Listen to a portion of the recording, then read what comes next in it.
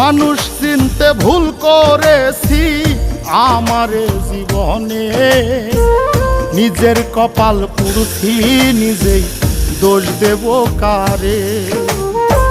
তাই তো নিজেই জ্বলছি হাইরে কাউরে বলি না, স্বার্থ ছাড়া একটা মানুষ খুঁজা পাইলাম না। আমি স্বার্থ ছাড়া একটা মানুষ খুঁজা পাইলাম না।